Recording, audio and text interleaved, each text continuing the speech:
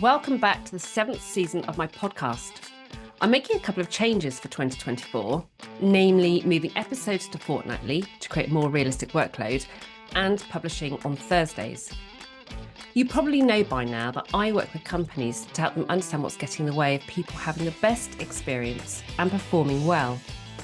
Whether that's about work culture, leadership and management, mental well-being or engagement, I strip back the noise to uncover what's really going on. And then together we create a meaningful, innovative and sustainable approach to address those challenges. And that's what I'll be discussing with my guests. It's all about putting the human factor back into business, because when we get people right, we get business right. I want to give a quick shout out about Leadership and Manager Labs, because I'm facilitating those with the fabulous Gemma and Ellison of Heart Leadership. If you're interested in a space and community dedicated to development via a process of experimentation that gives us permission to analyse, test, review and learn, all within a human-centric framework, get in touch. Details are in the show notes. I'm your host, Lisa, psychologist and psychotherapist and founder of It's Time for Change. Thank you for joining me on Beyond the Water Cooler. Good morning and Happy New Year to everyone. So I'm kicking off the podcast in 2024 with 3 guests who are joining me this morning, who are going to be talking about their experience of the labs, which is a different approach to leadership and manager development. So Gem is my co-facilitator, my partner in crime, and Leanne and Sarah have both attended the lab that we're running currently. I'm actually going to invite you to introduce yourself. So should we start off with you, Gem? Yeah, hi everyone. I'm Gemma Ellison. I am a culture and leadership consultant at Heart Leadership. I'm Leanne Ledger. I'm a senior brand consultant at an agency called Emperor. And I'm Sarah Cockroft, monitoring manager at OceanWise. Fab. And Sarah, you joined me on my podcast before. Gem's a regular here, so people are used to hearing her dulcet tones. But Sarah, you were in episode 67 when we were talking about managers. So thank you very much for joining me again. And Leanne, you'll be back, I'm sure. Also, we're supposed to have the fabulous Alice Lunston, who is head of demand and capacity from the NHS England this morning, but she's been struck down by a bug. So I'm hoping she gets better soon. I'm hoping it's not the same bug that I've got. Listeners might hear the slight nasal undertones because I still can't get rid of my cold after a month. So I'm hoping that will go soon. So excuse me if I keep going on mute to cough and blow my nose and stuff. I'm also aware, actually, as I look at my screen now, I can see your 3 lovely smiley faces, that this is, and we just have Alice on here, that this is actually very female dominant, but this is not just a female group. So it's probably actually worthwhile making that point, because there are, out of the 9 of us the 9 people joining Gemma and I, there are 4 guys on it, 4 male leaders. And it's just about availability. So it's something just to stress, I thought might be useful, so that people don't think, oh, it's just a women-only network. So I'm really keen today to get a sense of kind of how the labs are different. Gem and I discussed in our episode of the podcast in December why we need an experimental approach to leadership and manager development and that approach to business, why we need to do something different to just doing the same thing over and over that was been done in the past. So people can listen to that. I'll put a link to that in the show notes. But Gem, do you want to kick us off by just explaining sort of what these labs are all about before we get into actually how they're different, hearing a bit more from Sarah and Leanne? Yeah, sure. So we've sort of long discussed, haven't we, what the current state of leadership development is. We both hear from leaders a lot about the challenges they face, the loneliness and isolation that they feel in their roles, and the need and the want to do something different and progress their organizations and teams, but also to take space for themselves, which is very rare as a leader that we get the time to do that. So, of course, what we wanted to do was create a community. I think community is massively important, and having people who you can speak to, who you can be vulnerable and honest with. So we wanted to create that community, but also wanted to encourage people to do things a little bit differently. So encourage, we hear things thrown around like the words like transformation in organizations. And we wanted to think about it in a little bit of a different way, didn't we? So, having small experimental approaches to big problems can make big impacts. So we wanted to get a group of people together. And what I've loved is from completely different industries, completely different contexts, with very, very, very similar challenges, as we found. So we wanted to create a space for people to come together, to meet new people, to have some support, and to learn new things. So we put some knowledge in there too, from both of our expertise. But yeah, this is very much a group focused on learning new things, meeting new people, and experimenting being the key theme there. Is there anything that you want to add, Lisa, about how we came about? No, I don't think so. I think you've kind of covered the main points there. And I think, one of the points you made was about people having space for themselves and creating that space. And I know the more people are in roles where they care about other people and have to look after other people, or have to oversee particular parts of a business. So you might not be a leader of people. You could be a leader of a particular aspect of your business, leading in your role. I think that creating space for yourself first and foremost, before you just give to everyone else, is really, really hard. I don't know, Sarah or Leanne, how you used to make sure you create a space. Did you make space before? Is that something that's been part of your practice anyway, or is this something that coming to the labs has made you think actually that space is an important thing to start building into your practice? I didn't make space before, for sure. I don't think it's something I considered, and I don't know whether that's because I hadn't, given any significant amount of time to training on that, on this topic before, or if it's just because every day is so busy that you don't have time to think some of the time. But no, the labs has definitely shown me that it's very useful to have that time, to dedicate time. For me, it's every couple of weeks, block out a couple of hours on my calendar, and that's just for me, to think about leadership challenges of those last couple of weeks or future couple of weeks, that kind of thing.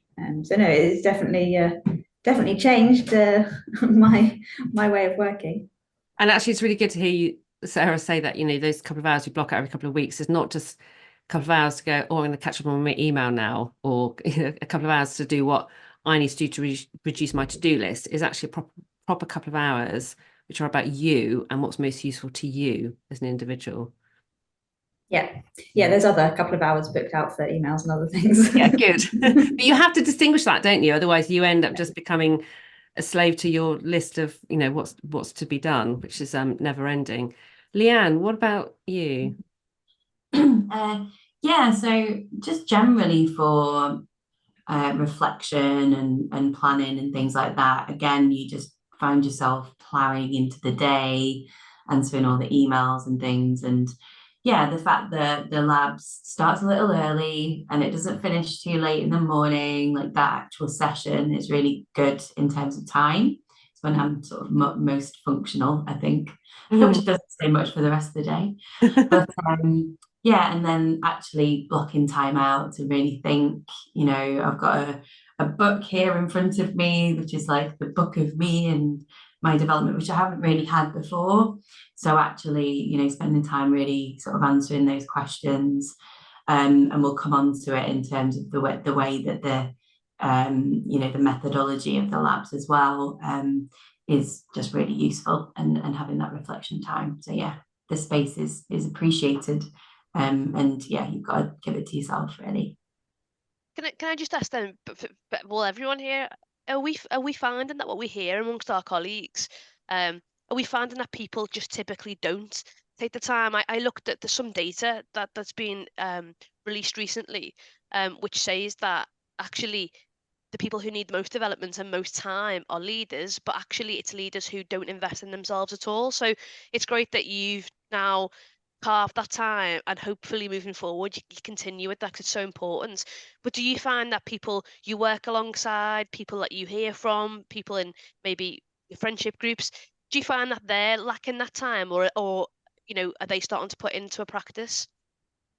100%. So yeah, just speaking to others that I work with and my partner and other people that I interact with, and talking about it. It's not something that they currently do necessarily, or they might go, well, that sounds really good.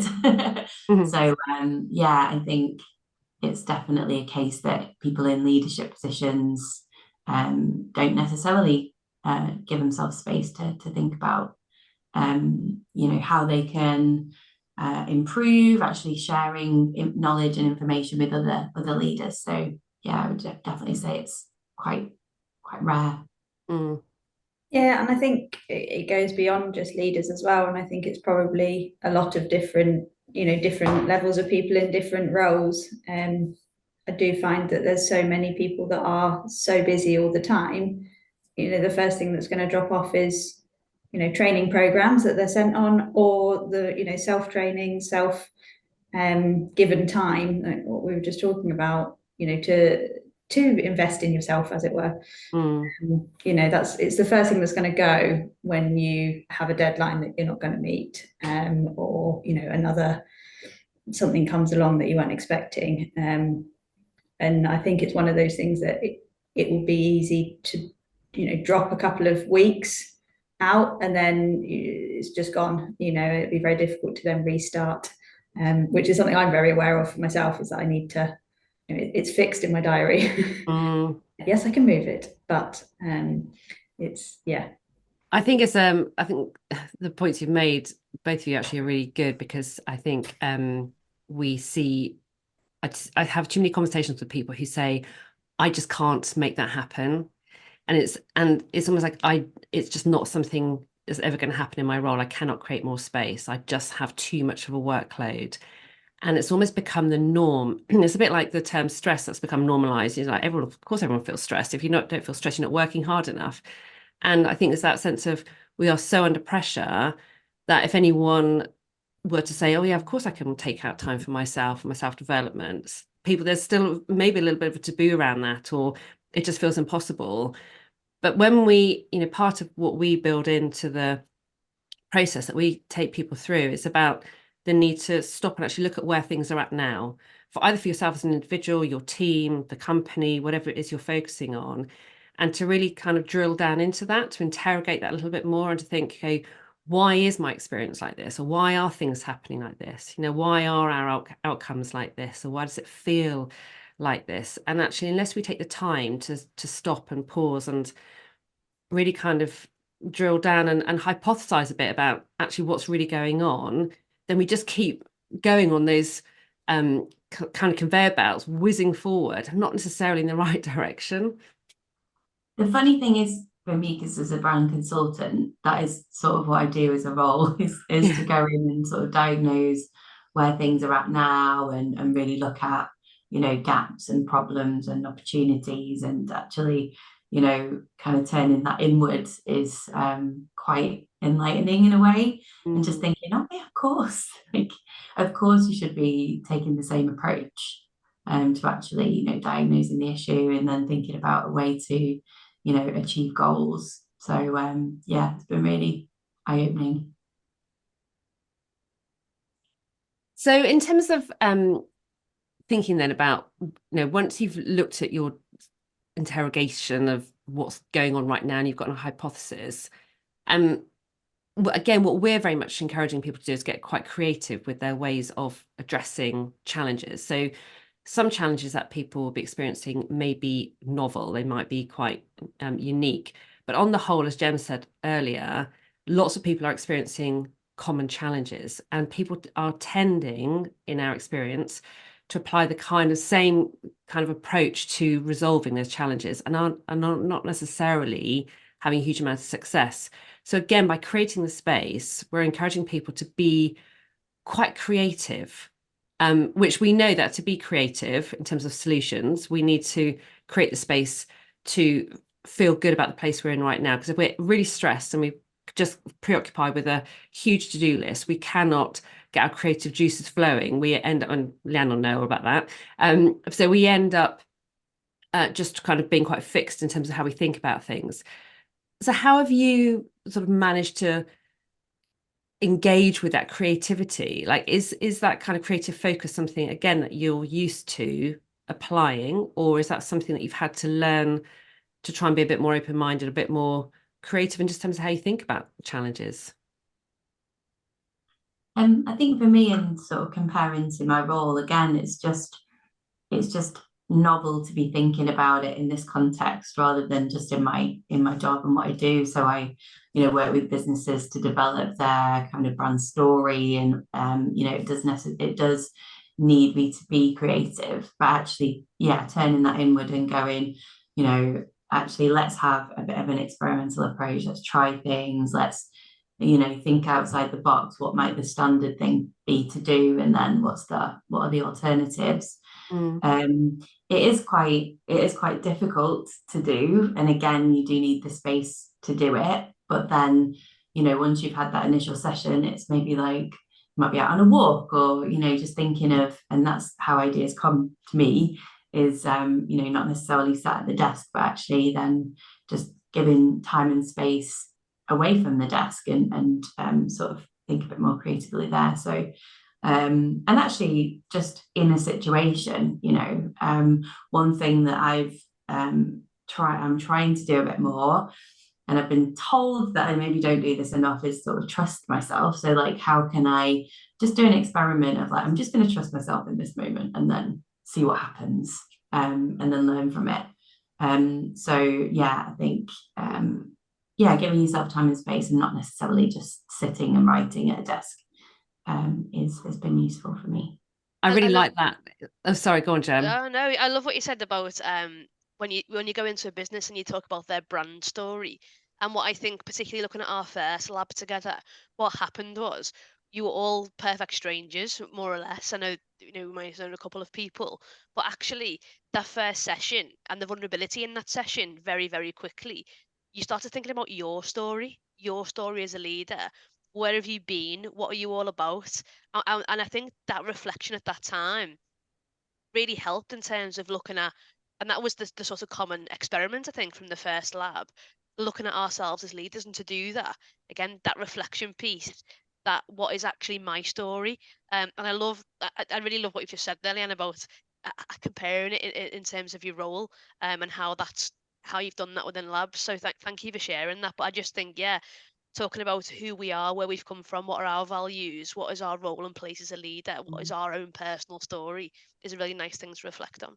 And also, I think for me, what you said, Leanne, about sort of the confidence bit and your experiment being about you and being something quite small and quite focused, I think is a really good example of it goes back to what Jen was saying about transformation and so on. Everyone thinks you have to do like this huge scale organizational change, and it all feels a bit daunting. But actually, when we start with ourselves, we notice an area that we perhaps could do more of or do slightly differently, and we just start to do something small, but in a different way. It can have huge impact. And then, of course, as soon as we start changing ourselves, it impacts on the people around us, and then those people impact on other people, and you suddenly start to create huge change just from yourself. So I really like that example. Yeah, definitely. And yeah, that sort of trusting one's self and actually going, what I've done there, or the way that I've dealt with this situation is good enough. Like, it might not be perfect, but actually it's, good enough to get through. And I think that's made a big difference to not trying to strive for perfection all the time. Yeah.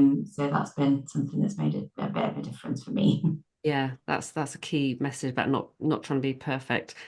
Sarah, what about you? I've forgotten what the original question was, but I just wanted to touch on something that Gemma said about the vulnerability in that first session.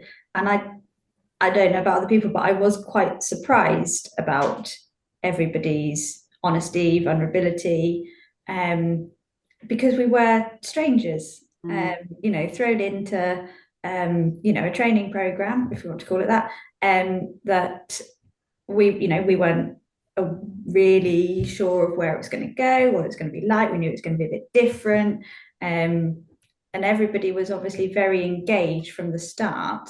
And I guess that's down to you guys setting the scene, and we were all all able to share our stories to whatever level people wanted to. And I think what I took away from that was how people did talk about themselves and how they were as a leader. It wasn't a conversation of, this was my job title, then this was my promotion, then this was my job title. It's like none of that was really, I don't even think, discussed. It was just, this is what I'm like, and this is where I have challenges, which is much more real. So yeah, I think that was definitely something I noticed from early on. And I think quite a few people actually commented on that, about just how good it felt to be really honest for once.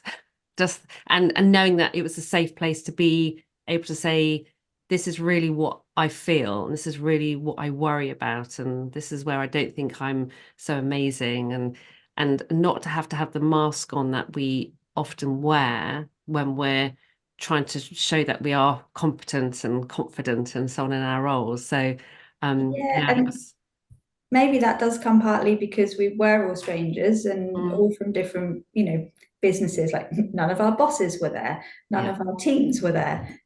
So we didn't have to, like you say, put on that mask of, no, everything's okay, or, don't worry, I've got this. It was just completely, open and honest about how we really felt.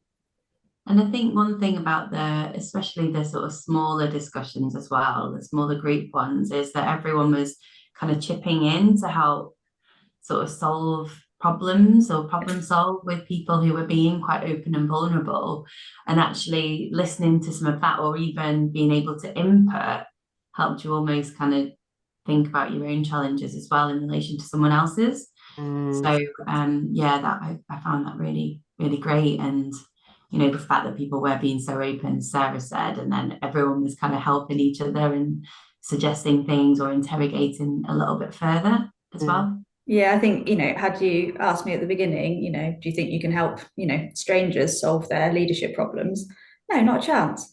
But actually, you go and, like there's small breakout rooms, there's 4 of us trying to chat about, somebody's meeting they've got planned, or, an issue, whatever it was that we were trying to help. And we, like you say, Leanne, we did all chip in and try and, oh, what about this? Or have you thought about that? Or I did this once and that really worked. Or I was on this, another meeting that I was attending, this worked really well. It's those kind of just sharing knowledge and ideas. Actually, we did all help each other out in our leadership challenges. And yeah, I wasn't expecting to feel like that. I think there's huge power in that. This is one of the things that feel really.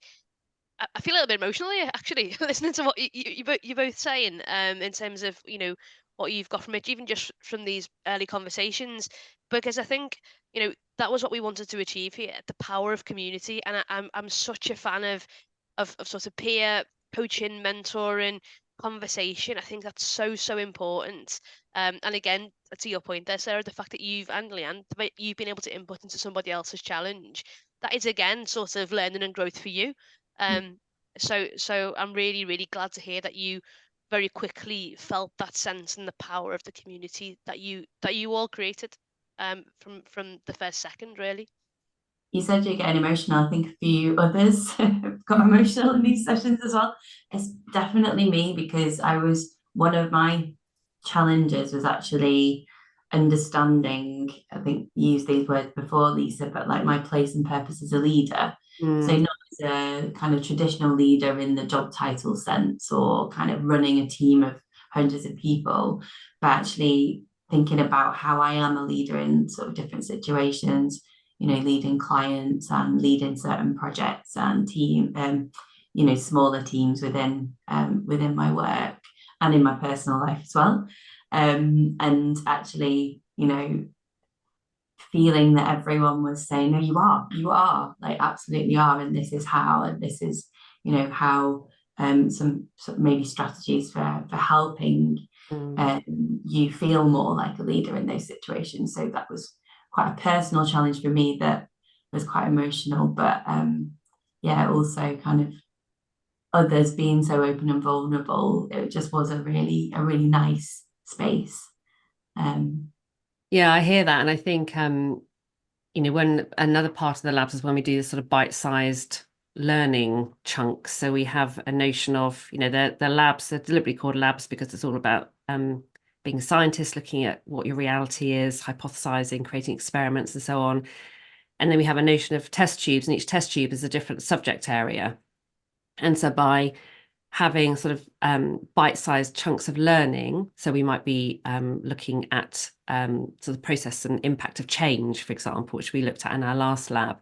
Again, I like doing that as part of an open community, because we had some great feedback from people in terms of, oh, so that's that's why I feel like I feel when I'm going through a process of change. And I thought it was just me responding in a really unusual way. I just thought it was me being weak, or me just not getting it, or not being resilient enough. And suddenly you've got, again, people being very honest and open about how they are responding, reacting to normal things that happen in our day-to-day lives, where before those conversations, people were walking around with these beliefs, which was, I'm not necessarily good enough, or I'm not kind of cracked out to be this amazing leader because I don't really know how to engage with this, or I'm not responding in the right way. And suddenly, again, the permission you have to feel genuine and to express that and say, oh gosh, I'm not the only one feeling like this or responding like this, and I'm supposed to respond like this. That's quite liberating, isn't it?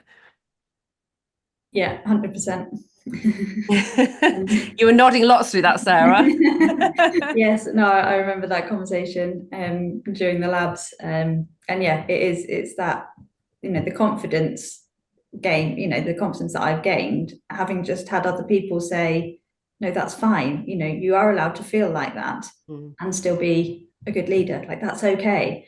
It's just like, oh, okay, I wasn't expecting that, that's good. And I think it's emphasizing again the aspect of us being human, because we have that notion of someone's a leader and therefore they have these superpowers. They're supposed to, and people kind of cringe at that, like, of course we don't think they've got superpowers. But actually, in reality, what we expect of people is to be beyond human. We don't expect people to have doubts or worries or sort of wobbles in their confidence or whatever. And actually, of course, we all do, because we're all people just trying to do our best, and we don't necessarily feel very well equipped to do that. Yeah, and do we expect leaders to get it right all the time? Yes, in which case they're superhuman.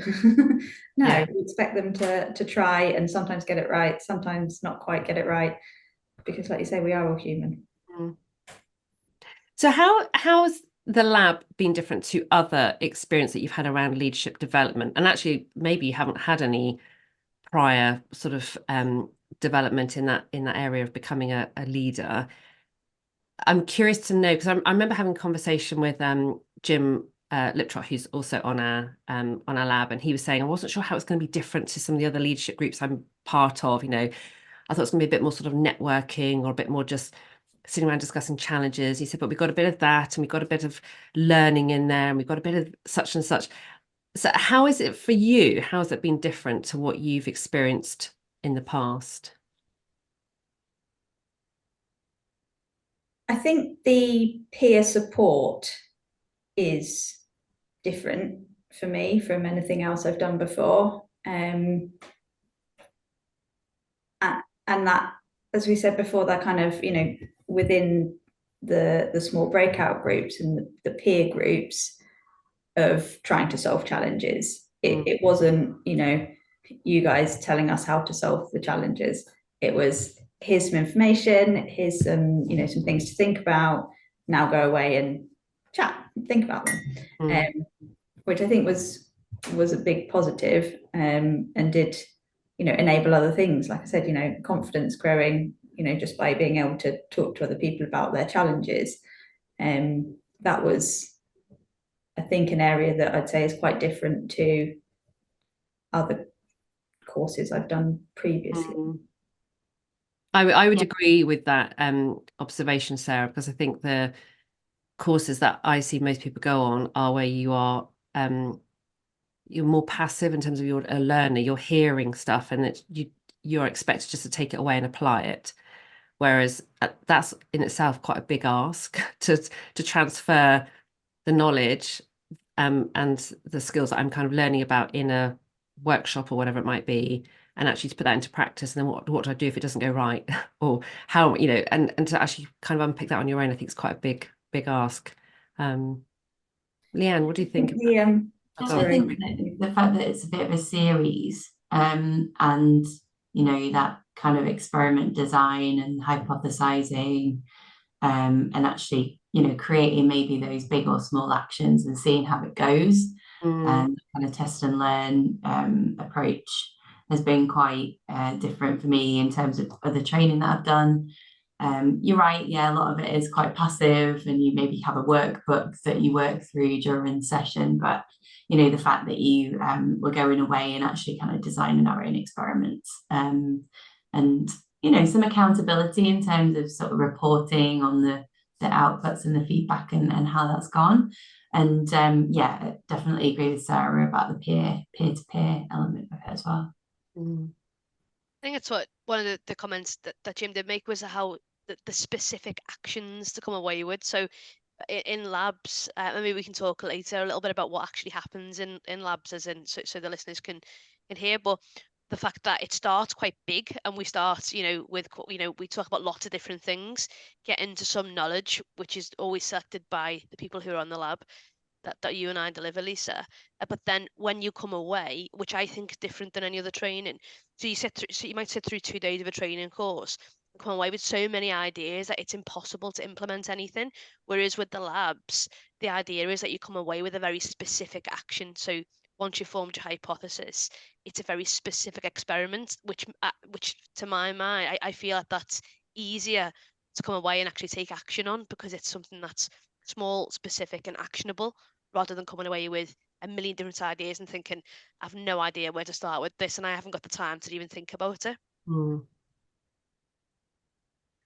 Yeah, I'd agree with that, Jem, for sure. And having those small actions, or just one thing to think about, for the next month, and a real focus on that in the kind of any headspace that you have got. That's what I've had. That's what I've been focusing on.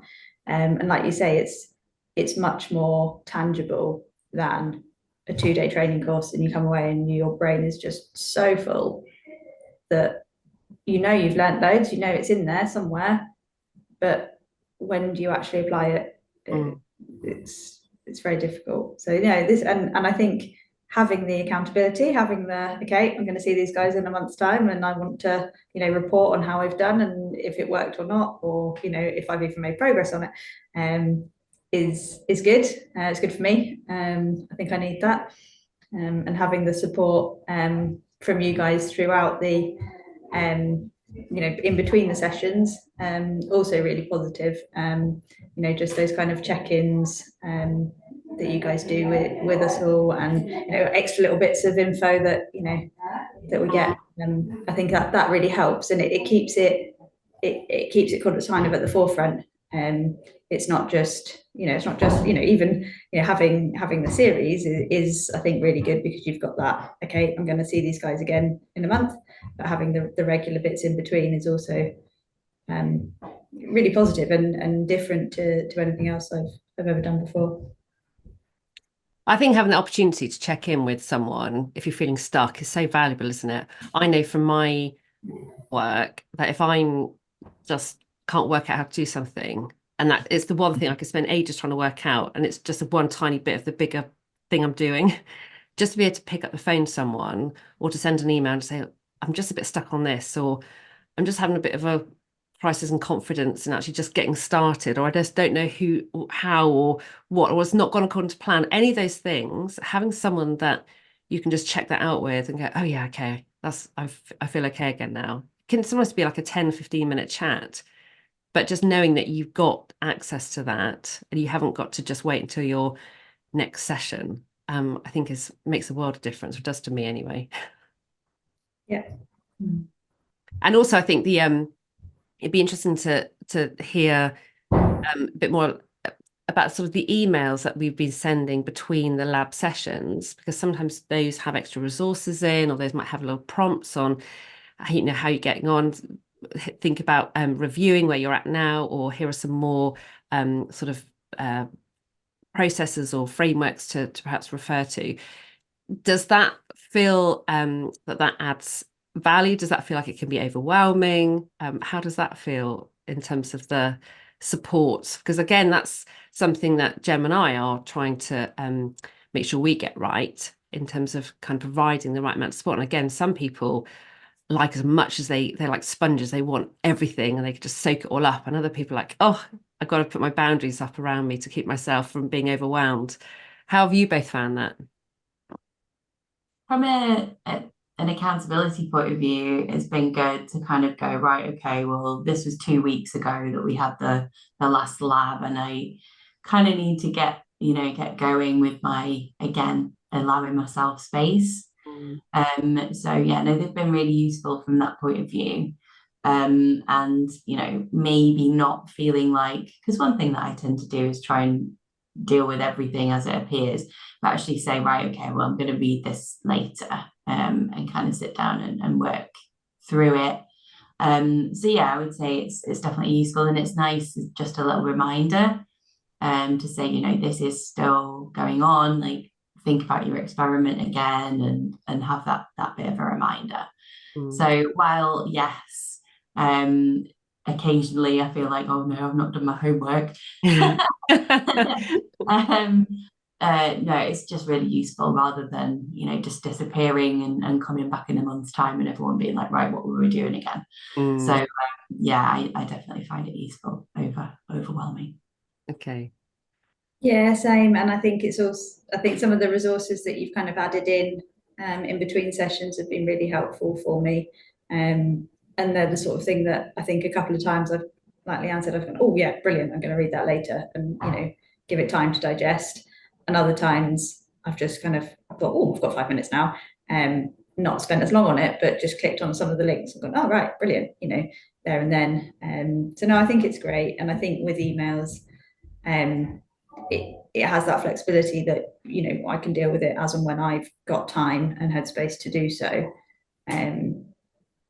which I think is a positive. And also having the emails from other people in the team, with other people's challenges and their experiments and how things are going, and asking for help or offering things that they've learned. Again, just really does add to that sense of community. I think that's actually a really good point as well, Sarah, because actually it's only when people started doing their experiments and then sending their experiment plans and their evaluations through that we realised there's such a wealth of knowledge and experience there, which is why we're creating an experiment bank, because you might have done an experiment on something, Leanne, or any of the other leaders that we've contributed to the discussion or we've just heard about, but isn't necessarily relevant for us yet. But when I come to a stage in my work where I'm struggling with a particular aspect of my role, I've got a whole wealth, I've got like a resource bank I can go to and look at how to tweak practice and the impact that has, and the best ways of doing that. So I think the wealth of kind of the learning from that resource bank, just from the experiments that everyone's created and their evaluations of them, I think is got huge potential. Yeah. So what I guess it'd be really interesting just to know what the impact, because we're coming this coming week, this week is our final lab group with this particular community. And we are going to be following up, as we always do, with having one-to-one evaluations with everybody. But it would be really helpful, actually, just to gauge now a little bit about the impact it's had on your practice, your experience as a leader. So in terms of being part of the lab community, what can you share a little bit about the impact that's had on you in terms of your own well-being or your own practice in terms of how you go about fulfilling your role? For me, it opened up the conversation with myself, I guess, about me as a leader. I, took some small actions in terms of just speaking to some other leaders that I work with and getting some feedback, because I think that's one thing that I hadn't had, was actually feedback from others. So, that in itself just had a huge impact. I mean, I did come away with lots of actions from that, but decided to maybe focus on one of them as the experiment and something that I was going to try and do. And I do feel, I don't know, I just feel a bit calmer and more confident, and actually that it's okay to not, as I said, feel like I have to do everything perfectly. Definitely just a lot more self-aware in different moments of leadership. And obviously it's not just about moments, it's about kind of over time, but generally just more self-aware, giving myself less of a hard time.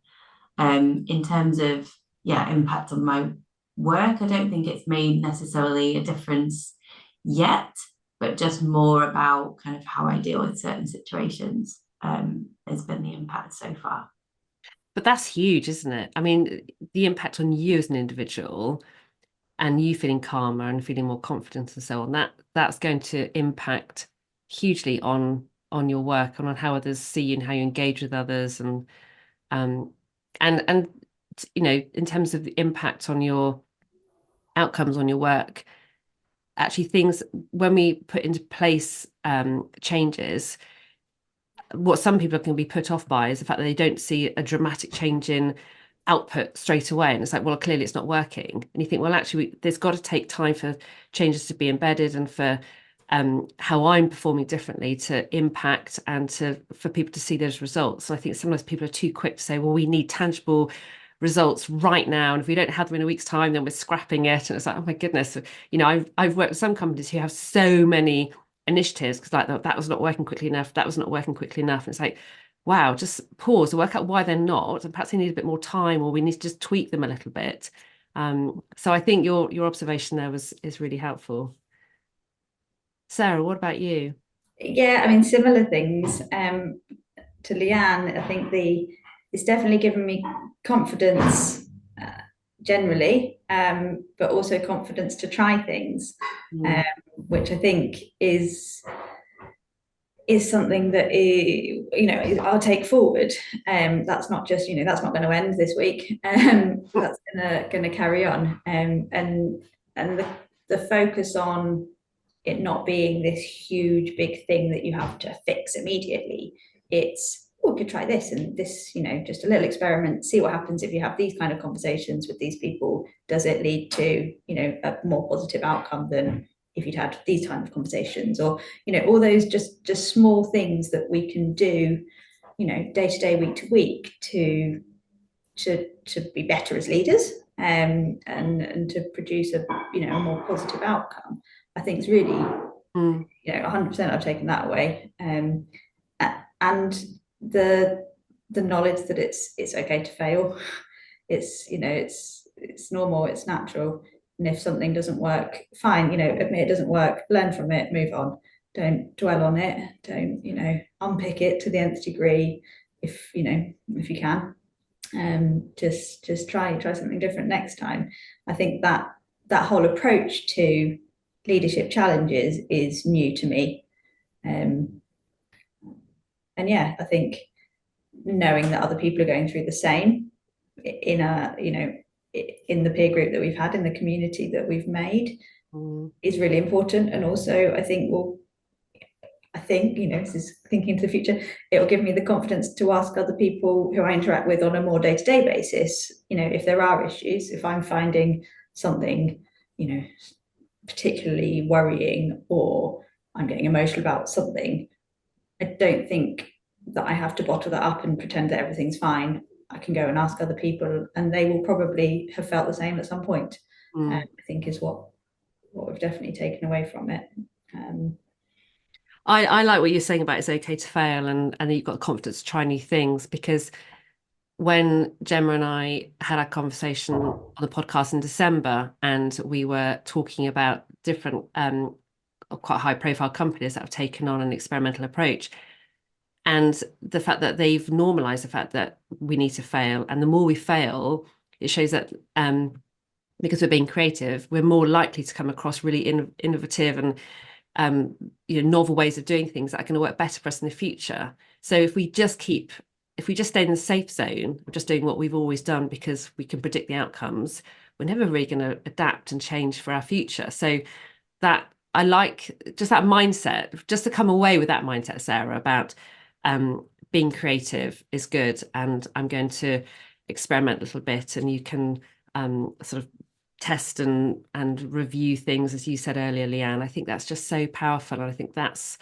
really what future of work is going to be all about, in terms of spotting opportunities for something to be a bit different, a bit better, and having the confidence to say, well, let's just have a go at doing something different and let's review it. And I know more and more companies now, when they're saying, well, let's do a whole program around well-being, or let's do this, or let's do that. It's like, well, let's just do a pilot group. Let's just experiment a little bit with this group over here, and we can try something out. And then if it works, we can roll it out. If there are things that need tweaking, we know what we need to tweak before it's rolled out.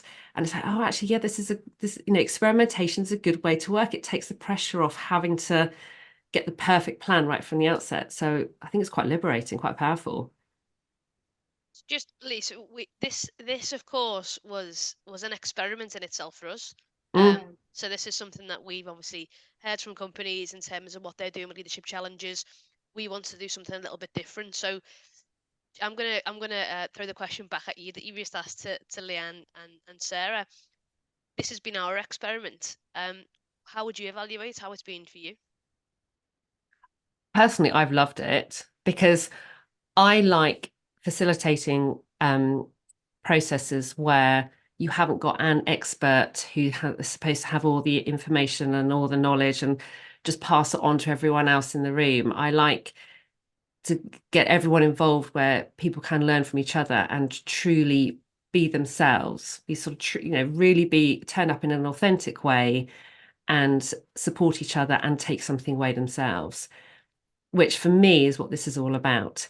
And so you and I will do our little bits of kind of bite-sized learning around a particular subject and share some particular frameworks and processes and ideas and so on. But actually the value of it comes from what I think Sarah was saying earlier about taking kind of some ideas and applying it, but really having the quality conversations. I think for me, the thing I love most about my work are the conversations you have that just shift people's way of thinking about something, or just open up new ideas, new opportunities, and give people the confidence to say, oh, I'm just going to go actually and just try this thing because I hadn't really thought about that before. And for me, that's what I love most about my job, because it's not about layering on more and more complicated things that we've got to get our head around. It's like, actually, let's just go back to really good conversations about how we're doing and what we think we can change. Does that answer your question, Gem? Yes, thank you. Good. So I'm curious to know what would be your advice, Sarah and Leanne, to people who might be listening to this thinking, well, I've never really considered leadership and managers development at all, or I've never really considered it other than kind of traditional courses that maybe we've always thought about, where you just go along and you do a 4 or 5 day course learning about X, Y, and Z. I'm intrigued about just an experimental kind of community type approach to development instead. What would be your advice to those people who are thinking, oh, I'm not sure if I just need to be more in a more kind of formal setting rather than actually being part of the learning journey? What would you say to them? That's a big question. It is a big question, and apart from just saying, just do it, I'm struggling to think about, why my immediate reaction is just do it. It's good, it's positive. You'll learn lots. Maybe Leanne's got a better way of saying. No, I was thinking exactly the same. Just try it, with the experimental approach. It's not too much of a big chunk of time, it all feels really manageable, but also the iterative and the sort of collaborative way that it works is just really unique and really impactful.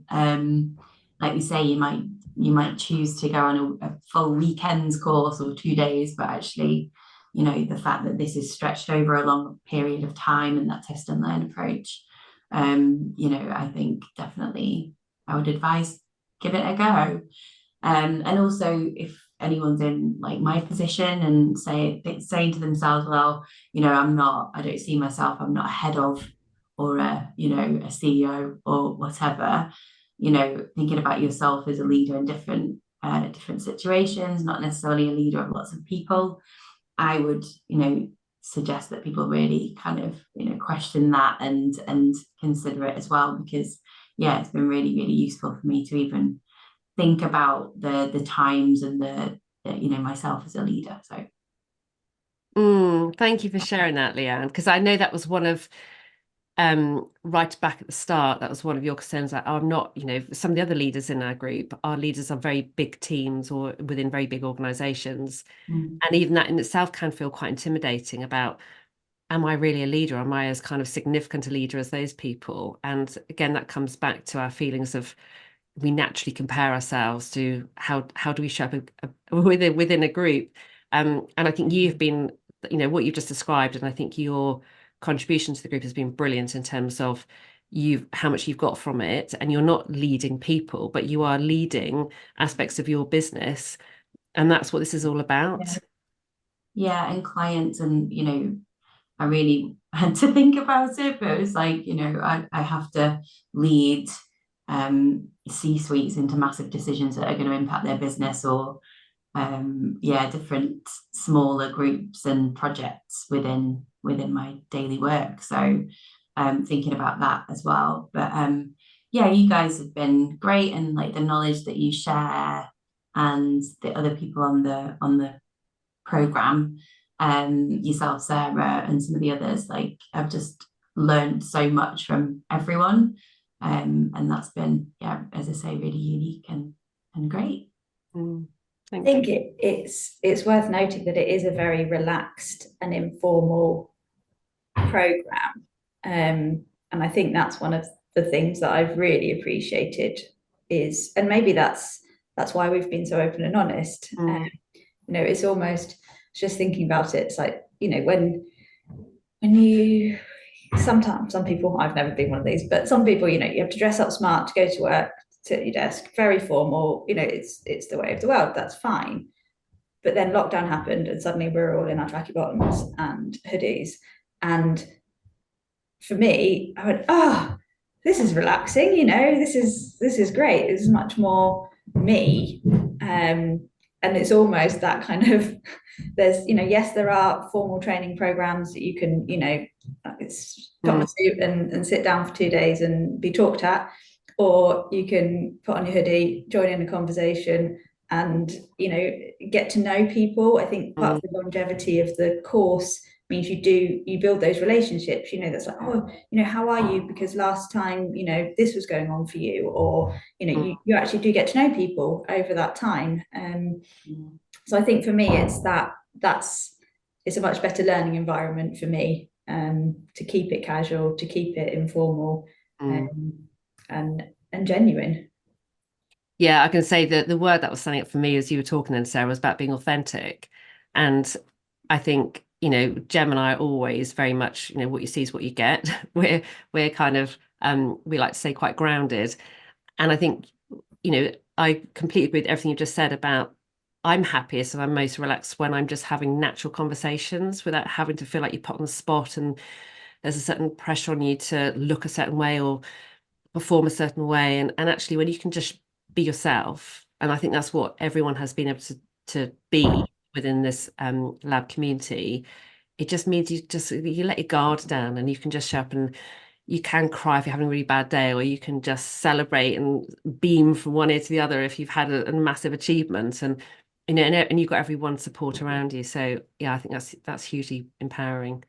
That's been my favorite part of it as well. So we talk about real talk. I feel like, are we back? Yeah, we talk about real talk. We talk about what is the actual reality of what's going on in the world. And one of my favorite bits of feedback was no bullshit, and there isn't, and that's been for me one of the really powerful things. People have just talked, turned up, had real conversations as real people. We're not talking about learning models here. We're not talking about anything like that. It's just, what is the reality for you right now as a human? What is your context? What is happening in your organization? And what small things can we do to make that a little bit better? And those small things will then compound over time and turn into bigger things. But yeah, that authenticity, that reality, has been one of my favorite parts of the lab journey. Yeah, I don't think there was any part of it where I kind of switched off and went, oh, this bit's not relevant to me. It was all very relevant, and I expect, very similar to everybody else. And I get that's very different to most these training courses I've gone on, where there's definitely parts where it's like, this one's not me, switch off for a bit. Whereas, the labs were very engaging, fully engaging. I was quite exhausted after some of them. But yeah, I think that's it shows how engaged I was in it. Thank you. So our next group starts in February, and details are going to be in the show notes for this, so people can click on that link to find out more about the labs, or contact us directly if people want to just discuss it. I'm aware of time. That conversation's gone so fast. Gem, is there anything you think we should add to wrap up the conversation? No, just if anybody wants to get involved, just ask. Sometimes the biggest step for you in any sort of development is actually having a first conversation. I think that's big in itself, and sort of starting with that self-awareness that you want to grow, do things differently. And I think, I don't know, is it worth a very, very quick 1 minute run through of what happens in lab, do you think? Or go on then. Would be useful, yeah. Tammy, go. Right, yeah. So look, it starts with MySpace. That's how it starts. It starts with talking about how are you, genuinely, how are you as a human, as a person, what's going on for you right now. And as we've said here, sometimes that's got very vulnerable, sometimes quite emotional, which has been really powerful. Lisa and I will give knowledge on a particular topic that's requested by the group. More often than not, there's a consensus as to what is needed, and that helps inform the session. There's then a big space to voice challenges, and this is the fun part, where people get to talk really openly and honestly about challenges they're facing in their roles, in their organisations, or personally. We then take a look at where we are now, as smaller groups, look at the reality of the situation. Is there any data? What are other perspectives? What's actually going on? We then come up with a hypothesis, which is where we get really specific and ask a really specific question that we can try and solve. The groups then come together in smaller groups and design an experiment. Often it's been the same experiment that they've done as a group, where you get lots of peer support, but it can be individual. And then they go away and do the experiment. So all of that with lots of peer support, lots of community support, and support from Lisa, you and I in the background, again with weekly communication and the offer of one-to-ones if that's needed. So just in case anyone was wondering what actually happens, that's what it is. As Sarah said before, very, very informal and relaxed environment, because that's what we believe gets the most out of these conversations. So yeah, if anyone who's listening is interested or wants to ask any more questions, you know where we are. And I'd also say we're just starting to have some really interesting conversations with about taking this in-house. Yes. And so taking this whole process into companies. So the lab happens within a company with their employees.